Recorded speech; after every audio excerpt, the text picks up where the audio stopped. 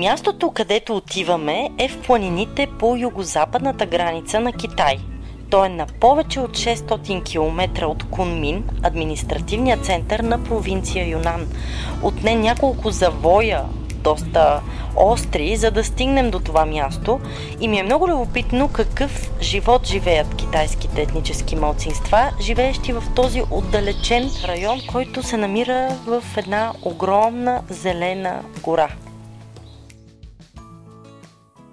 Отглеждането на чай тук е наистина издигнато до божество. Свикнали сме да говорим за Китай, с бързите темпове на развитие, с модернизацията, с огромния икономически растеж, но е интересно, че точно в този регион хората отглеждат чай по изключително устойчив и природен начин. И е интересно всъщност да разберем как това се случва.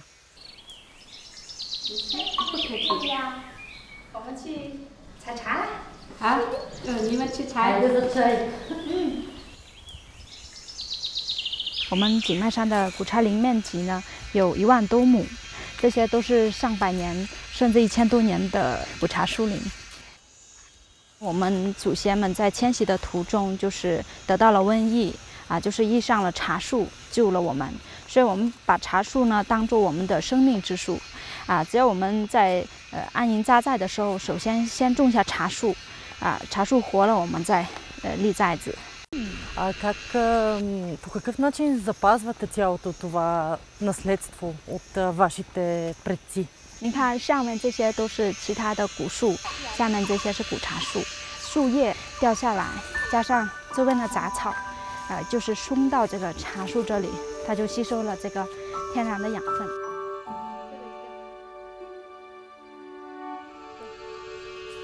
一芽两叶。可以。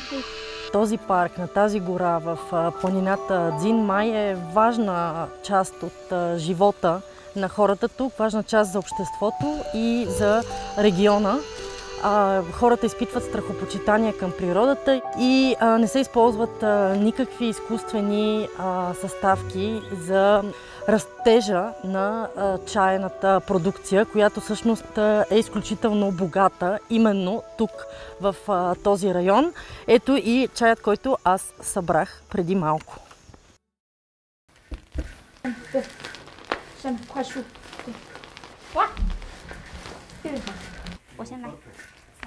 Ами, не мога по-бързо.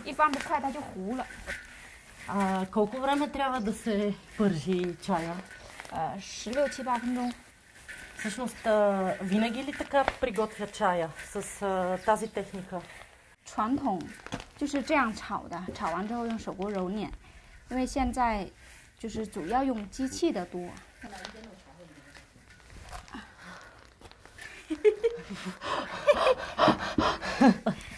Така, за първи път в живота си правя това и пържа чай.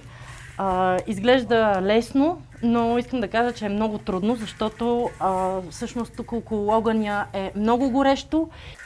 Също така аромата на чая излиза изключително силно точно сега, когато преминава през тази термична обработка и може да се усети неговия силен аромат и вече може да си представим, че пием чай.